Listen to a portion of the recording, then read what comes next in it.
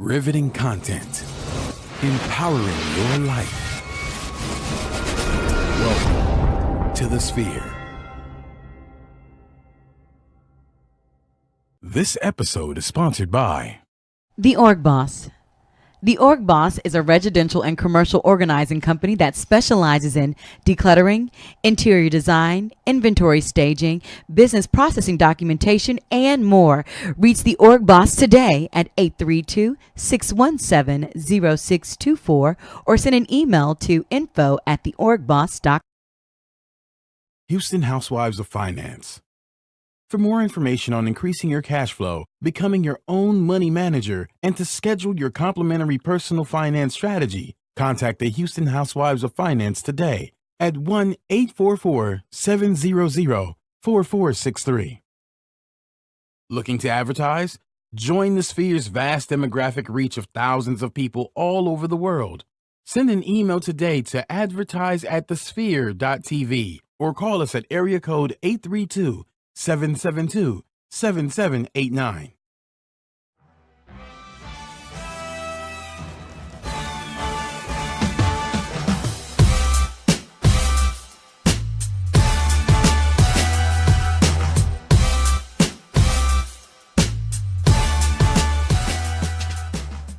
What's up, good people? Welcome back to Startup Masters. I am your host, Gary Lee, also known as G Hawkins. Of course, you can find me anywhere online, Facebook, Instagram, Twitter, snappity chatting at G Hawkins. That's G Hawkins with the Z. And you know what it is. Each and every week, we try to bring you these entrepreneurial gems right here to this show for you, for everybody that wants to start their own business, that wants to get out there and do the thing that's necessary to take control of your destiny. We're giving that information right here on Startup Masters. Now, you already know I'm normally with the fiery, the ferocious, none other than the Kalia Guillory, but KG is off today because guess what? It's her birthday, and we love that birthday time, so she got to do her thing. So shout out to you, KG. We love you. We miss you, madame. But we've got somebody that has already earned their way to sit in this seat next to me on the show today.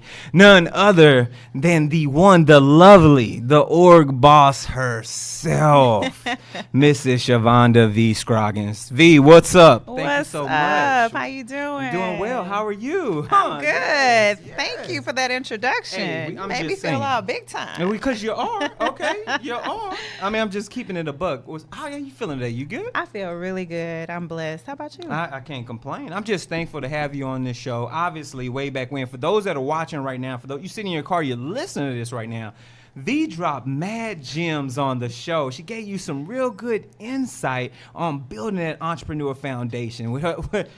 Go back and watch the show. That's all I'm going to tell you. Go back and watch the show. But she deserves this seat, and thank you again, my dear. I appreciate you. Thank you. So, you ready to rock with us today? I'm ready. Because you're on the other side of the game today. I'm ready. That's what it is. Okay. I'm glad you're ready because we're going to move right into this young lad here, this astounding gentleman here who said, you know what? We need to tell the men how to do something just a little different. We have to teach them how to be that proper ladies' man. This Chicago native who said, you know what? I got to get this psychology degree from good old Hampton. This young man who has been referred to as, from Dr. Cornel West, as one of the wisest and one of the visionary writers of his generation. We have with us today none other than Dr. Obari Cartman. Woo-hoo! Dr. Cartman, what's up, my man? What's going on, brother and sister? How y'all doing? We're doing well, Hi. man. We're doing well. It's happy to have you on. And of course, for those that are if you are familiar with the platform, you might have seen Dr. Cartman over on Docs not too long ago. So make sure we're gonna plug everybody today. Okay. Everybody's getting a plug like Oprah. So Plug we it want to up. make sure y'all go check out that other episode on Docs because that was very dope, sir. You did a great job there. We truly appreciate that. I appreciate that, fam. Yeah, definitely. So, let's take the people who are tuned in right now. Facebook Livers, what's up? Good afternoon, good evening. Whenever you're watching, if you're not even watching it live, we want you to know we're going to give you the first 15 minutes of the show. But remember, We only give you that first 15 minutes. You got to go subscribe to get the rest of it on our website, and we'll give you that information later on. So sit back, enjoy. We're going to take this journey with Dr. Cartman. We're going to talk about the past. We're going to talk about the present. And, of course, we're going to hop in that DeLorean, hit 88. We're going straight to the future. And we're going to see what's going on in that 5, 10, 20-year plan that he has. But Dr. Cartman, you ready to take this journey with us? Let's do it. Get Let's that do DeLorean. it. Let's do this. So, take us back in time, good sir. Take us Okay. back to Hill Valley. Take us back when you said, I've got to make a change in my life.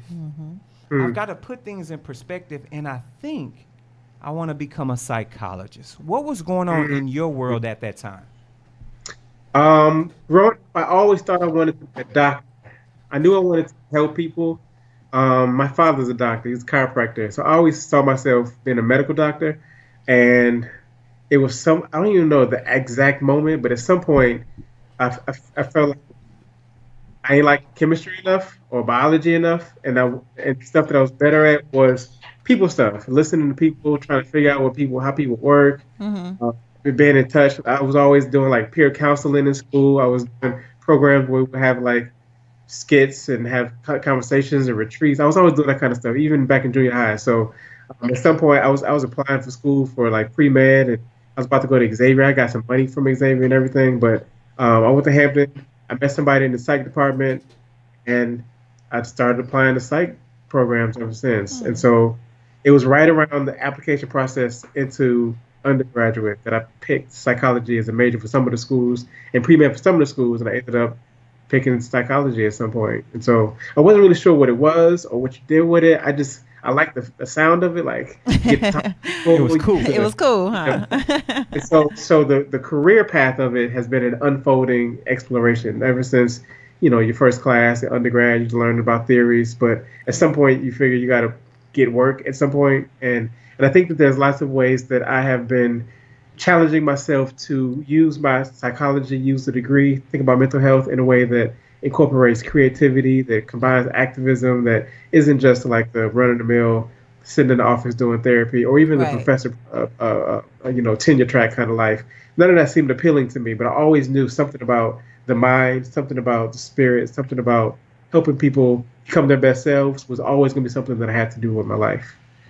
Man, that's dope. That's pretty cool. See, and I think that some of the greatest things in life happen by happenstance. Yeah. We don't know that Sure. journey. We don't know that vision. We don't know exactly what's set out for us. Yeah. But we kind of walk into that, and especially if we're walking with favor. But that's a whole nother show, whole nother conversation, V. Don't you And- get me I started. mean, I'm just saying.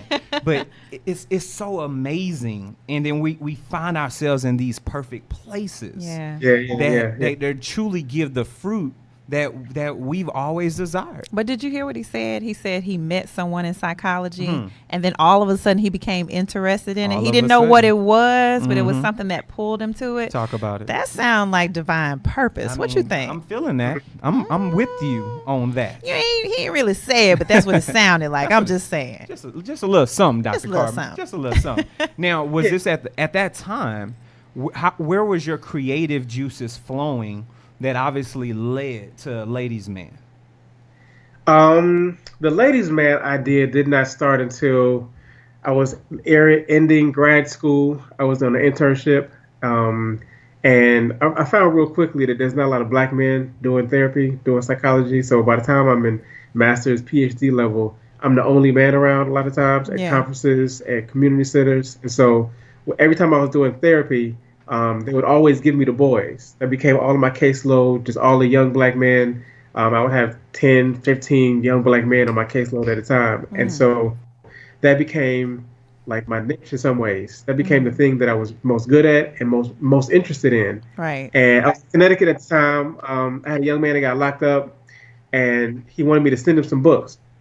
And I could not find the book that he needed. I was looking at the bookstores. The only book I could find for young black men was this Hill Harper book called Letters for a Young Brother. It was fine. It just didn't do what I needed it to do. Yeah. And so I remember, like, that was the day that Ladies Man was born. So I'm gonna write the book that this young man would have needed. You heard that? Wow. He met the need. There was a need There for was it. a Absolutely. need.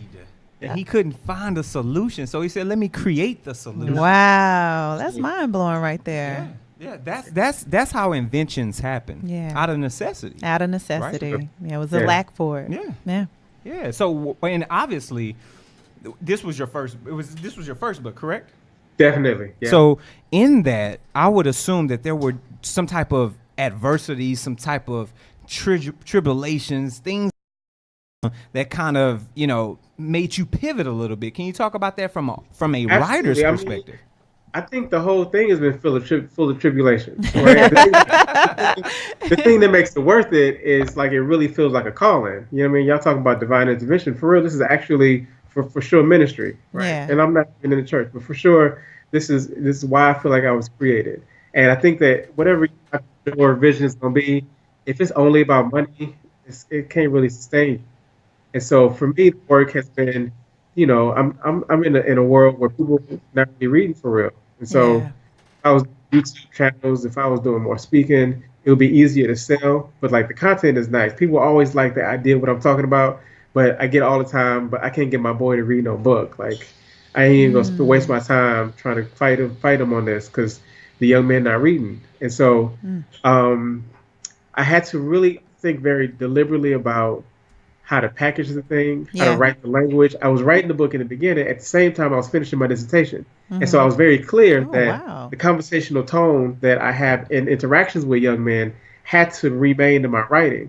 One of the things that happens in school, you stay in school too long, is that it tricks your brain into thinking as soon as you go from pen to paper that you got to use big fancy words. You got to think, you got to write for like journals and confuse people. And there's this, inner talk that all the disciplines have. So I had to reject that. I had to go back over and over again to my writings and say, how can I say that simpler? How can I take these words out? I don't want nobody to have to be going into no dictionary to understand what I'm saying. And so I had to do like double speaking brain. On the one hand, I'm writing dissertation talk. On the other hand, I have to be okay, but this ain't for that. This is regular. This is for the people. You had to make it plain.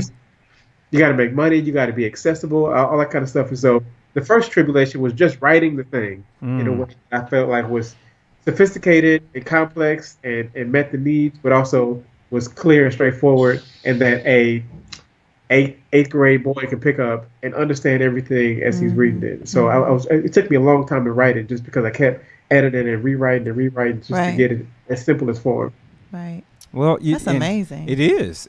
That journey is always important. I think a lot of times people get so caught up on the success, but they forget that it's the journey. Yes. It's a journey that makes it all worthwhile. Yes. But it sounds like, Dr. Cartman, while you were doing that, there was a need, obviously, to stay organized. And if y'all are looking to be organized, we've got the right person for the job. This particular show, or segment of the show, is sponsored by none other than the org boss herself. So, has the clutter in your home or office gotten out of hand?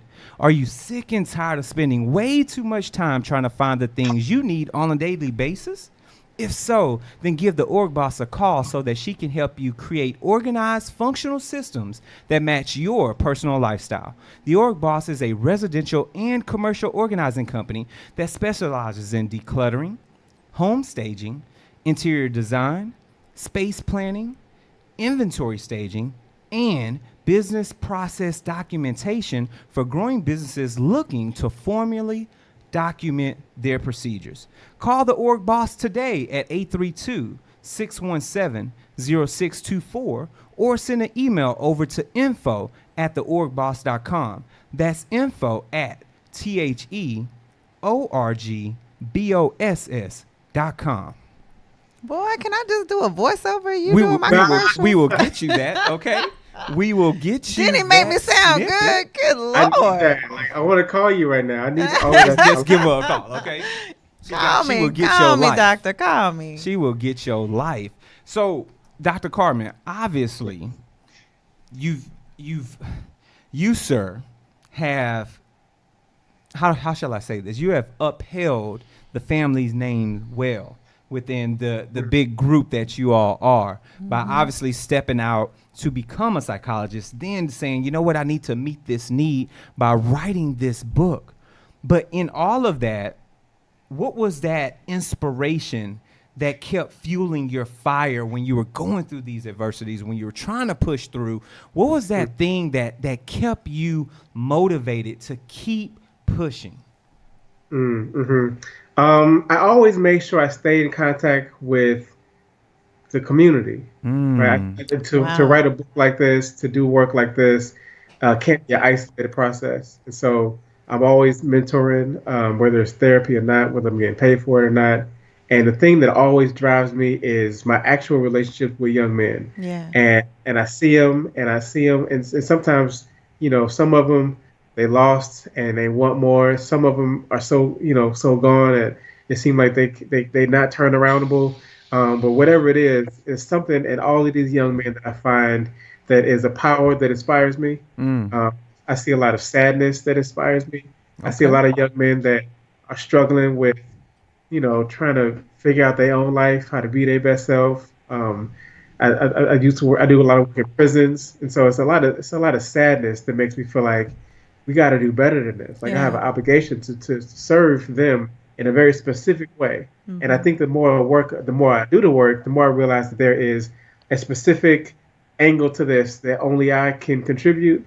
And if I don't do it, then it won't just be done. Like there'll be a hole in this whole conversation if I don't do the work to put my work out there, to write it down, to speak, to do all that kind of stuff. So as I've narrowed down the specific content and practices in the work, I just feel like there's something that we've all been missing in the conversation about how can we get our young men, our young people in general, to be their best selves, to overcome their own obstacles. And that's the thing that keeps me going, like knowing that they need me and that if I don't do the work, then the work won't be done. But like, I'm always inspired by young people. Young people are so amazing to me. They have their ideas, their passion, their drive, but also being aware of their obstacles and being, as an adult, having to be responsible for making sure that I can get them out of the way, whether outside of them or inside of them. And my work as a psychologist focuses a lot on, particularly for the young men, what are the things inside of them that are getting in their own way of their own success, and how do you go through a process of having the conversation to be able to unveil that for them and then inspire them to keep in motion doing that work for themselves.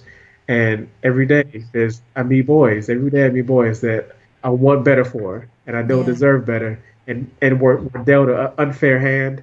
And if there's anything I can do, just as my obligation, as my ancestral duty, because of what somebody did that for me, that like I'm never gonna quit. I'm never gonna stop doing this. I love that. That's so amazing. I mean, you dropped so many different gems just in that entire explanation. What I really enjoyed you saying is that you basically are keeping up with the relevance of what's going on in your community. And I love that you truly feel like you need to stay in touch with them to understand the current issues that our young black men are facing. And I think that really does matter, because as we live in this technological world, it's constantly changing. And so if you don't know what they're dealing with and who they're talking to and how they're talking about it, then how can you continue to help them? So I think that's good that you're constantly involved in the community. You're right there in the trenches trying to understand what's going on. I commend you for that.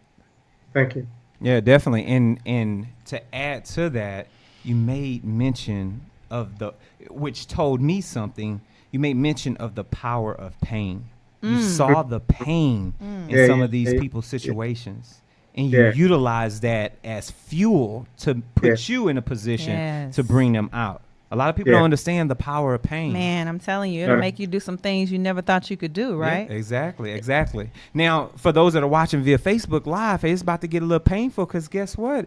We're about to cut the show right here. We just want to let y'all know, hey, remember, first 15, 20 minutes or so on Facebook Live. But to get the rest of this episode, you've got to go subscribe. So head over to the sphere.tv/Startup Masters. We've got options, folks. You got iTunes, you've got SoundCloud, you've got Google Play Music, and of course, you've got Stitcher for our techie folks. Now, while you're at any one of those platforms, make sure you review us. Give us that constructive criticism that we need to help build better shows for you. And of course, share this out. Share it with your family, your colleagues. Share it with your loved ones. Share it with your haters. Share it with your side pieces. Whatever you got going on, share this show with the good people, with the congregation, with anybody. Share it out with them. Please share, please. Please share. And last, but certainly not least, if you enjoy what we're doing and you want to sow a seed into us, you're more than welcome to. Head over to sphere.tv/donate. We've got two options. We've got a single option as well as a Patreon option if you want to do a subscription-based model, and we're going to give you exclusive content that you can only get via Patreon. So once again, good folks, we're going to cut Facebook Live here for Startup Masters, but you know where you can get the rest of this? Right here at the Sphere. Okay, Dr. Cartman, let's keep this train rolling. Because I think we're on a good roll, sir. You're spending a lot of time, a lot of good time sewing into individuals, saving people's lives, if we can say that. Am I right? You're really building your community and these generations. But what are you doing for self? How are you sewing back into yourself to recharge those batteries, to keep you energized, to keep you at 100 so you can give back to others? That is important to me. I got children. I spend as much time with them as humanly possible. They are batteries for me. They energize me.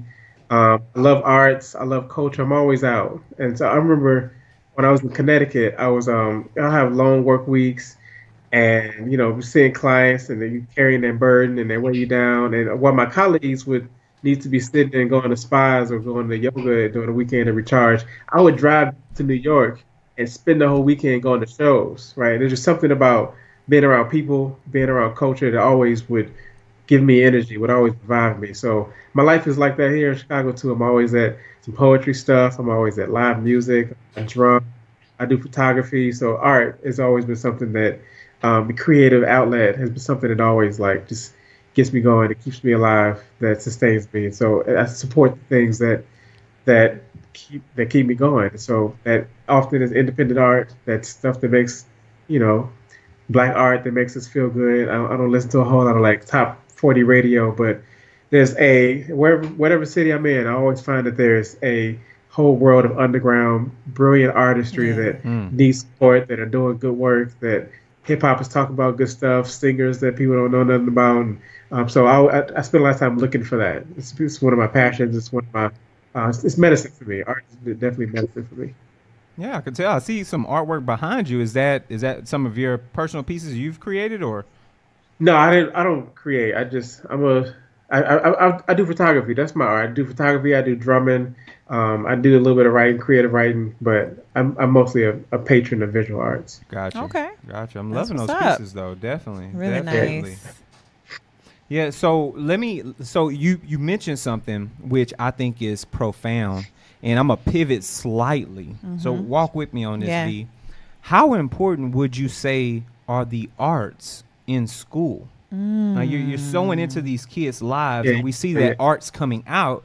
But I'm talking to a successful African American man who says that getting back to himself often involves the arts. How important is that? It's critical. It's critical. I think that from the first time you learn the ABCs, it happens in song throughout. It's part of education that has to be included. That's a gem right there. Use creativity. I think that the corporate model, the rigid, go to school, learn stuff, regurgitate, that don't work for our kids. I don't know that it works for any kids.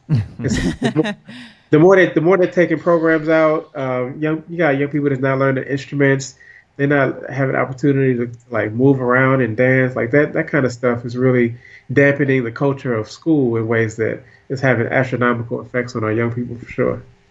Now, have you ever prescribed anything when you're having a session, let's say with the child, is art ever part of your? It is, absolutely. Okay. And so all the work, particularly, I do a lot of work with young men. And so anytime I'm having a group, anytime I'm sort of doing workshops, I always use hip hop. We show videos. I incorporate drums, and so I got a rites of passage program that I'm developing, and we start off by playing drums. Like that is the team building activity. It allows you to get energy out. It allows for us to use listening skills. I've been using it to help young men tap into the vibration of the drums as a way to feel where they feel sound at in their body, to then transition into conversations about like emotional experiences. Just 'cause I mean, a lot of young men that just are so used to when they feel that pain. You talk about it, pain is instructive, that they're taught and socialized often to, as soon as they feel it, to like take Molly's and Percocets, or to use sex to get away from it, or to deny it and stuff it. And so part of the work in the beginning of it is really just to allow the space to let men sit still long enough to listen to their body long enough to see where it's happening in your stomach. Like, is it tight? Is that where anxiety sits for you? But is your heart beating? Like when you get angry, like what is that? How can you predict that? By being a master of self, just by starting with your body. And so I've been using drums in very critical ways, just to use the vibration to get young men to like sit still, feel what happened in that. But I spend a lot of time using music. We interrogate lyrics. I like to print out lyrics all the time.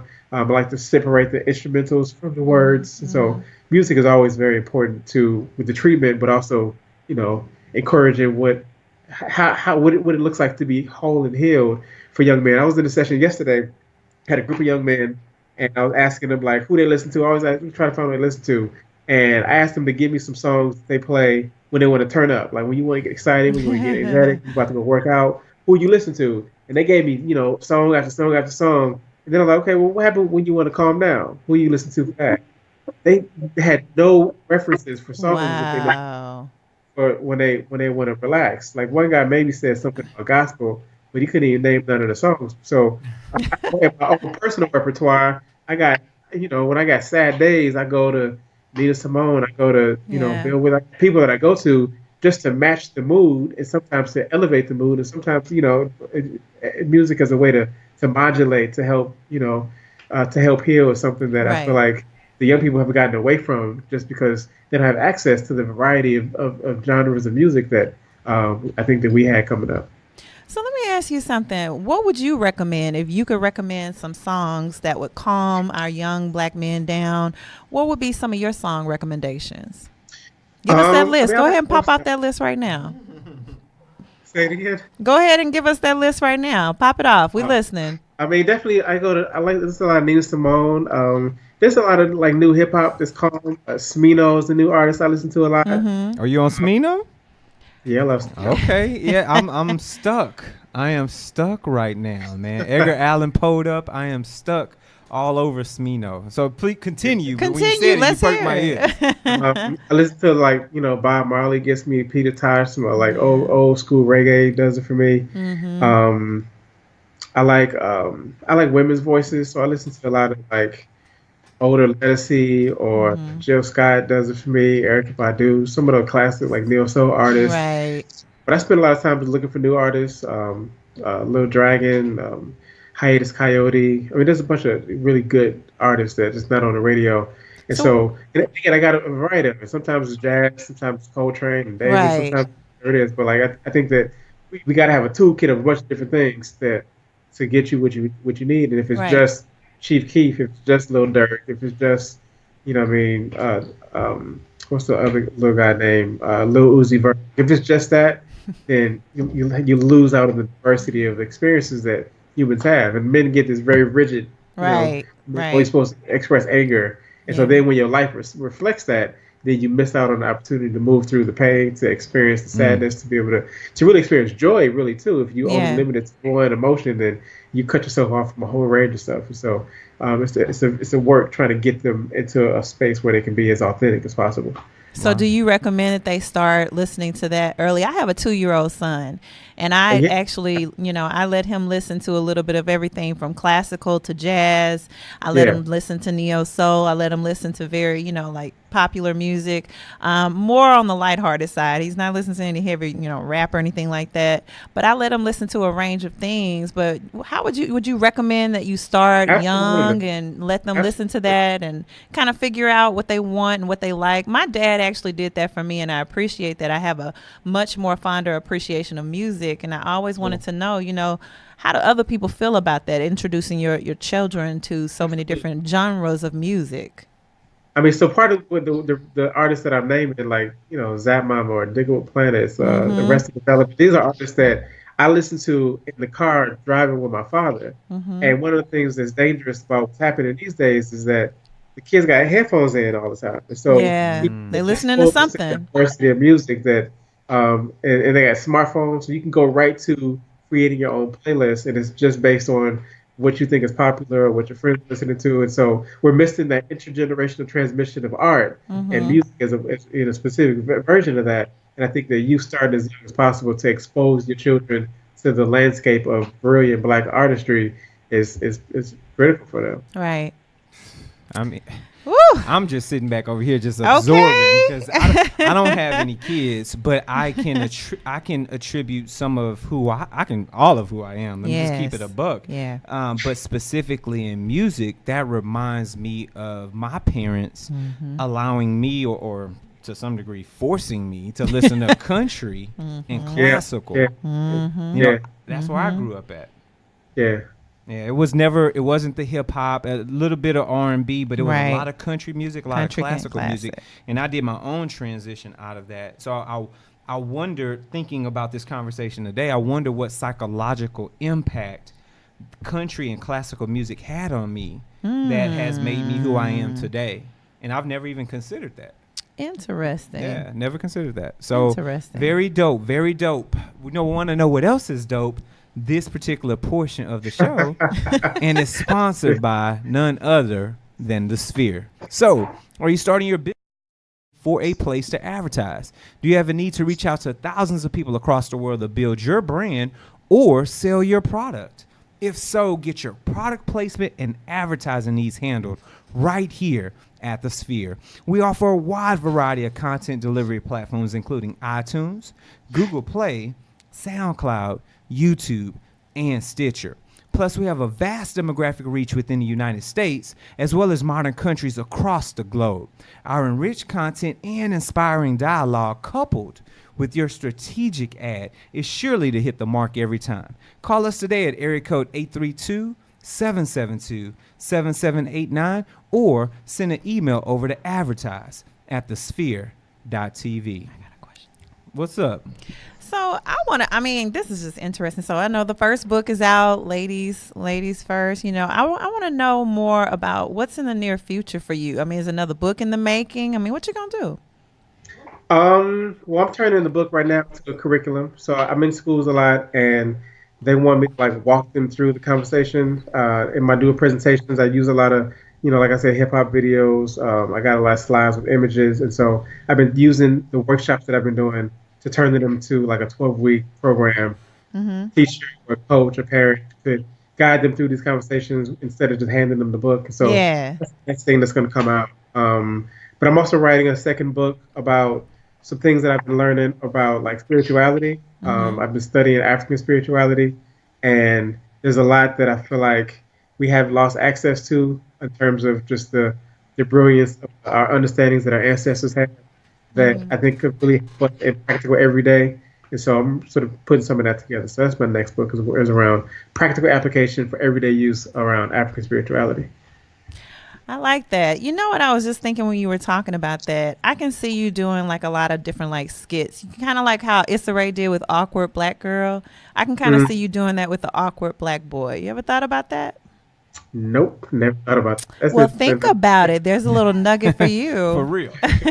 We may see you on HBO Somebody next. trying to get writers credits over here. Look at her getting some credit. I'm just saying, if there's a need for it, he seems to be the one to fulfill those needs when it comes to that. No, you're right. He's highly qualified, right? Yep. Real, yeah. Just saying. You're right. I'm gonna thank you when I get my Emmy. I'd like to thank Startup Masters Crew. Right. Shout out to the org boss. She put that little nugget in there. Put that nugget in But there. you should consider it. I think any way that we can reach our young black men, any way we can do that. These days it's all about video. Video is key. Yeah. It's God, So why not put some type of skits out there where they can relate? Reach them in every kind of way you can besides the workshops. Every which way you can. Yep, I love that. The thing that I struggle with, again, this is an entrepreneur show. One of the things there's a couple things that I struggle with still. Keep it real. One is part of the work has to do with literacy itself, right? So just the ideas. I think that our young men, our young people, period, are struggling just because we're not encouraging reading as much. Yeah. And there's in terms of mental health is a critical piece of developing the skill of being able to create vision for your own life. It's connected to being able to take a page, read a character. People that read the book that are like watch the movie, they know the power of being able to cultivate a vision in your brain. Right. And in an image-driven world, what that means is that we give so much power away to the corporations that are in charge of the, one of the reasons I appreciate these kind of independent media stations is because we got to take back our narratives and our story. We got to tell our own stories. But in the meantime, Snapchat and Instagram and media takeout and Workstar are telling the stories for us. Right. And because of that, I meet a lot of young men where I ask them like, who you want to be when you grow up? Like, who do you see yourself? How do you imagine yourself as a grandfather? And they really can't even see it. They can't even do that. And I think part of literacy and encouraging literacy as a thing for itself would help to build that muscle, to develop that skill of being able to take an idea and then manifest it just by being able to see it in your head. It's hard to do anything if you can't see it. And it's hard to create those visions if you're not practiced in being able to take a blank piece of paper and then create art out of it.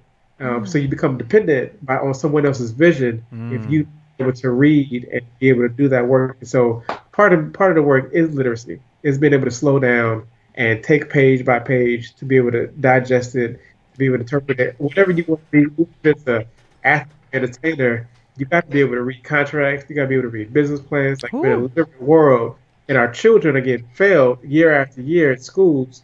The literacy rates are really abysmal around the country, particularly for Black boys.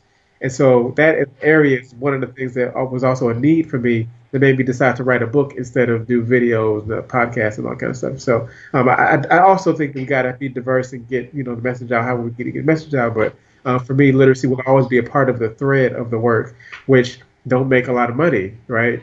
Bookstores are closing, white bookstores are closing. So, we know Black bookstores are struggling. And so, part of the work as a business person, as someone with children where I got to think about feeding them and sustaining them is always trying to sort this balance out between how do I make money and how do I do what I feel like is the most important work. And anybody that's writing books has to struggle with just getting people to read, particularly young people. There's an audience that's going to read and that's going to read anyway, but the people that need this content may have never read a book in their life. Right. I had them in mind. I had a young Black man that never read a book in his life. How can I get his attention? How can I let him know from the first page that this is for him? How can I make the language accessible? But also on the business end of it, part of the enterprise is to be as Black as possible. And so I'm not on Amazon, which hurts me. But it's a deliberate, intentional decision to help.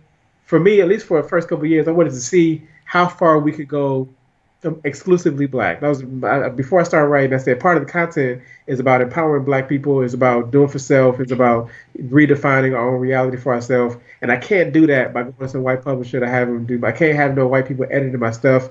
I can't let Amazon be making money off of it. So you can only get my book in Black bookstores. You can only buy it off my website. But that means that people come to me and say, I heard you got this dope book. I tried to go find it on Amazon and I see it, and then they end there. Like they don't stop. They don't search nowhere else. Mm-hmm. Or I hear people say that I went to the website, but I ain't trust to put my credit card information in there because it ain't had no brand name logo on it.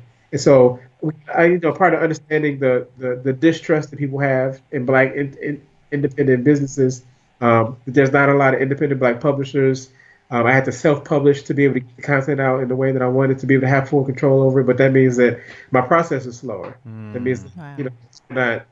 You can't find access to as much. I really, again, appreciate opportunities to be on, shows like this. Like this stuff is bold for me because the major publications not call me. My content not for them. I'm not teaching at universities. I don't have the kind of package that looks like success in the way that we defined it. But part of the work is to redefine that for ourselves and to make it as black and independent as possible. So it's all filled with challenges just because of the intention behind the movement. That's part of the process and the content and the way those things are related to each other. Now, what would you say with all of that? Like, what is that thing that you believe that makes your book stand out amongst the other books? Even though you've gotten, you've talked about having your book in places that are African American predominantly and not going to a European American standard, not utilizing European American platforms, things like that. What's that X factor that makes your book stand alone amongst its competition or its peers? I mean, there's really, I read all the books first before I wrote the book, right? The research. I studied a lot of what people were saying about manhood, about relationships, about the stuff I talk about. Like I looked at it, I surveyed all the stuff, and I wrote a book deliberately to fill the gaps in what I saw, right? So my book is on purpose, something that ain't never existed before.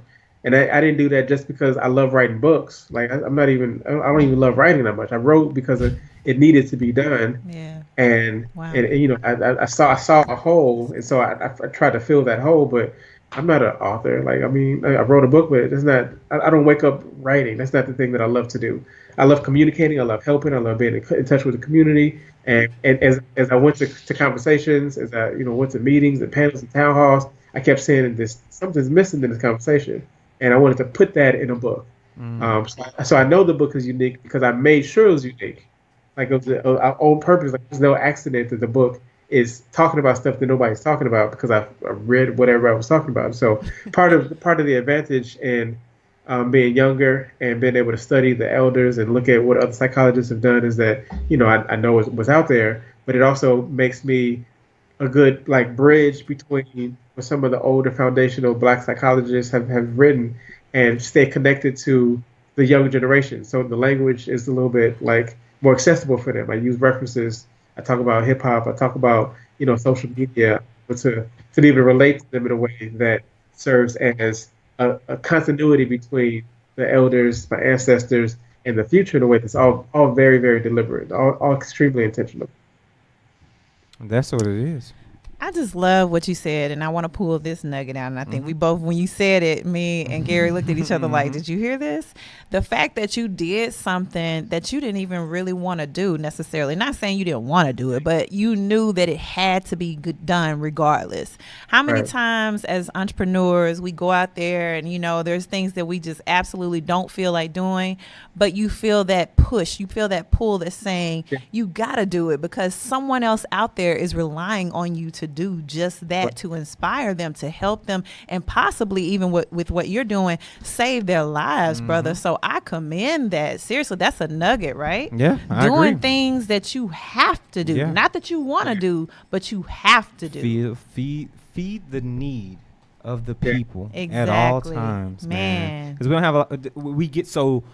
We're so self-serving at times. Yes. We get so caught up on self that a lot of times we don't know how to sow into others around us. If it doesn't benefit us, right? Especially if we're thinking, what's the ROI? What's my return on investment? What I'm getting out of it. Exactly. Yeah. So what you're saying so much by not saying so much. It's such a pleasure to have you on here, Dr. Cartman. I'm telling you. And you're not, and he's not even. Not once have we talked about the coins from the book. Not once are we caught up in the finances or the money. Right. But for those that need a little help in your finances, this particular portion of the show, y'all like that? Y'all like that transition? You sound like you did. You're so smooth. By the Houston Housewives of Finance. Did you know that only 4 states in the United States offer financial education? 33% or more than 77 million of Americans don't pay their bills on time. 39% of Americans carry credit card debt from month to month, and 39% of adults say that they don't have enough money in savings. Don't become one of these statistics, folks. Let Houston Housewives of Finance advise you on increasing your cash flow and becoming your own money manager by scheduling your complimentary personal financial strategy. Contact Houston Housewives of Finance today at 1-844-700-4463 or send an email over to info@houstonhousewivesoffinance.com. Ask them how you can participate in a complimentary, let me say that one more time, complimentary financial literacy workshop near you. Houston Housewives of Finance are the new faces of the new age of financial services. And I know that to be true because they took care of my life insurance. They got me right. Hey. I ain't got kids, but my kids good. Come on now. Shout out to Houston Housewives of Finance. I'm just saying. Dr. Cartman, good Yes, sir, you have dropped gem after gem and truly have you epitomize what it means to be about the community, what it means to put the people first, and truly what it means to uplift our culture. Yeah. Good sir, I can't thank you enough Right. for the time and the information that you've shared today on this show. But I've got one other question for you. Okay. Let's rewind the tape. Let's take it back and let's just say that book got unpublished, never even existed. All the notes that you wrote got shredded or burned. You had the memory of them, but that was it. Let's say that PhD in psychology suddenly just disappeared. All that sleepless nights spent at Hampton University, all the people that inspired you to push forward suddenly vanished. And you were left with the memory and a little seed money to start this journey all over again. What are some of the things you would do differently now, this time around, that you didn't do the first time out of the gate? That's an interesting question. I like that question. That's what we're looking for.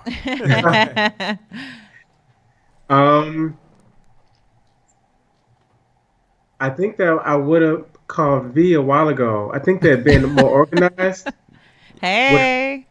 would have helped me be a lot more efficient. I think that I'm really good at ideas. I have great concepts. But if I had a firmer plan in place, Yeah. if I had folders and bins, right? If I had a team, like I've been doing a lot of this on my own in a way that I don't think I have to, but it's entrepreneurs get prideful about their stuff. They feel like can't nobody help them. So I'm in that place still. I'm in a place where I'm comfortable with how far I've gotten on my own, but I know that if I'm really going to make a dent in the world, if I'm really going to like impact the young people in a way that I need to, it can't just be me driving around the East Coast trying to call bookstores to set it up. Like and it looks like people think I'm on tour. I've gotten really good at it, right? I make my own flyers. They look like fancy flyers, right? People see different cities. I'm popping up in different cities. Like, oh, you're on tour. They assume I got managers and publicists just because I've gotten so good at pretending that there's a team. We fake it till we make it. It's really just me. Like when people order on my website, it's me writing, what I'm saying, the address and going to the mailbox. It would be more efficient for me to just like have a system. I don't even have a label with my own personal address on the stick at the top of the envelope, right? So every single time I'm sending a book out or t-shirts out, I got to write my return address on, like just simple stuff like that. Yeah. Every time I'm like, this is stupid. I guess it's such a waste of my time. Just get some labels. I just need some labels, but I don't. I just need some Call me, brother. Call me. We're gonna have to talk. So my disorganization has slowed me down. I think so. If I were to do it over again, and as I continue to do it, like I'm starting to figure out that I need to get support. I need to reach out to my network. I need to. I think it's been a balance for me trying to figure out, because people like to support something that looks like it's successful. Yeah, and that's so, true. But when people say, "Oh, I'm on tour," like, yeah, I'm on tour, sure. But they don't know that I called the bookstore and sometimes rented the space. Right? It looks like people are flying me around, but they don't know that I actually got in the car and drove to Philly. Right? They don't even know to see the process. They just see a room full of people. Sometimes not a room full of people. I only take the pictures when it's a room full of people, right? As a part of as the marketing for it looking like I'm a successful entrepreneur. And so part of my success has felt like I feel really good about my independence. Like I feel I'm in control of my product. I feel like I'm touching people, in small ways, but to really be able to have a greater impact because I'm up against people who have infrastructure, right? So I'm talking about people that have the power to get toxic ideas about masculinity into the minds of our young people. They thinking about how can I get a million young boys to know all the lyrics to the song about Molly Percocet, and they got a team and they're sitting around and they got resources. And so I'm up against that. So I got to think about not just being comfortable saying if I could just save one kid's life. Like I really got to be strategic about it. That strategy has to involve much more organization than I have, much more teamwork than I have. I tried to hire a publicist once. She wanted me to do like a McDonald's sponsorship, and I have a piece of one of my workshops where I talk about the dangers of McDonald's as an institution, like that. And how they targeted young people, and they got a clown in there, and they got Happy Meals and playgrounds, and they targeted young people to get them into thinking that it's healthy, but they're killing them slow. She wanted me to take that whole thing out just so I can get, sponsorship from McDonald's. So it's been a constant battle of trying to figure out what is the compromise between sticking to my guns and having the integrity of the process and what the work calls for, which is to have more of an influence, be able to impact the culture and the mindset about masculinity and manhood for young men, and doing that against the opposition of people that are much more organized and much more infrastructure than I do and are winning. Like right now, I feel good because I like my work, but I'm losing the battle. Right? We still got to talk about Chicago, wherever you go, any big city we got a bunch of black people in it. The boys are killing each other and wreaking havoc amongst the whole community because they're getting these other ideas from other people about what a man is supposed to be, about how men treat women, about what it means to be black. So I'm up against that. So if I were to do it over again, I would think about a longer term, more organized, a little more strategic approach to having more impact than I have doing my independent kind of just satisfied with my own personal route. So and again, it's a constant struggle.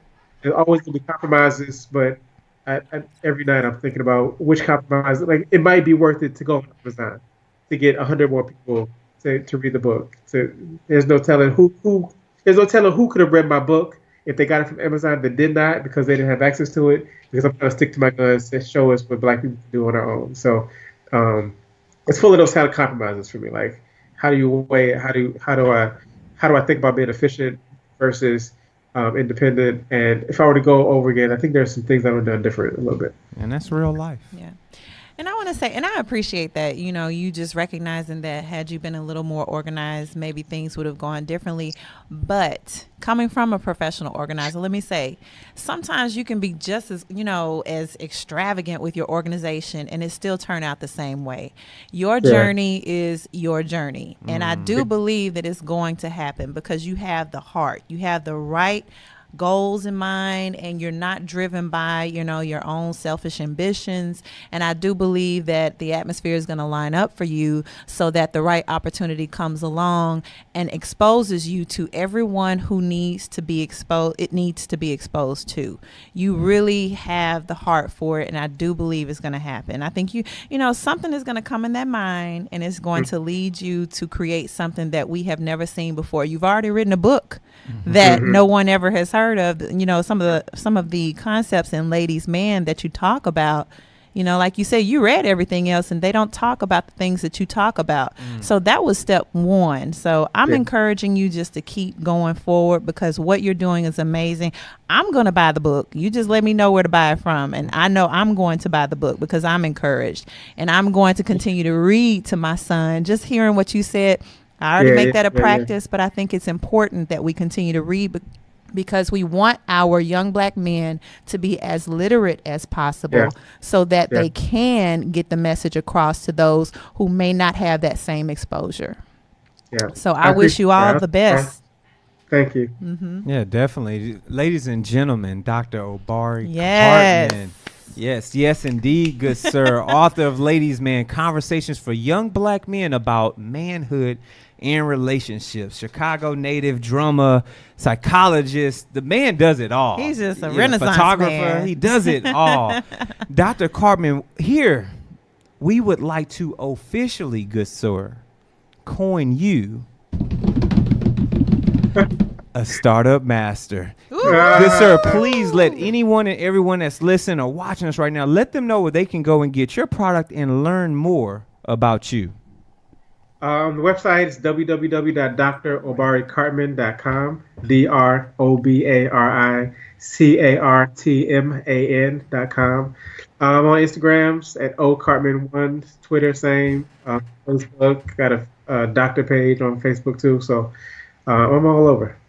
That's what it is. That's what it is. Well, we thank you, good sir, and we're definitely going to get our hands on this book. I'm actually Absolutely. ordering it right now. And I just typed in his email. I'm like, hey, I'm going to get it as soon as I get off the show. But I'm a I'll be in Houston this weekend too. I'm doing a panel about dismantling the myths about black men at the Shrine of Black Madonna this weekend, this Saturday. Okay, So- well, definitely. We'll reach out to you. Maybe we can get them autograph and maybe have you stop by the studio and sign our wall.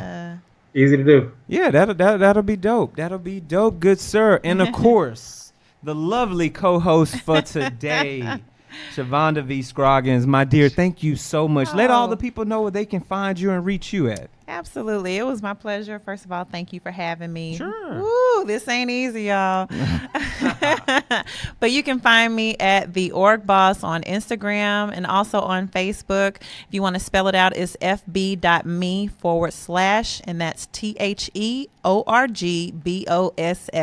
The Org Boss. It is a professional organizing, interior design, and home staging service company. There it is. And of course, you can find me anywhere online, good folks. Instagram, Facebook, Twitter, Snapchat. You can find me on the 1st to 15th at your local corner store at G Hawkins. That's G Hawkins with the Z. And if you got any questions about the things that happen right here on this show, send us an email, startupmasters@thesphere.tv, or across any social media platform at the Sphere TV. Use the hashtag StartupMasters, and we'll definitely send you a note. This has been another great episode. Yes. We will see you all next time. Take care. Bye.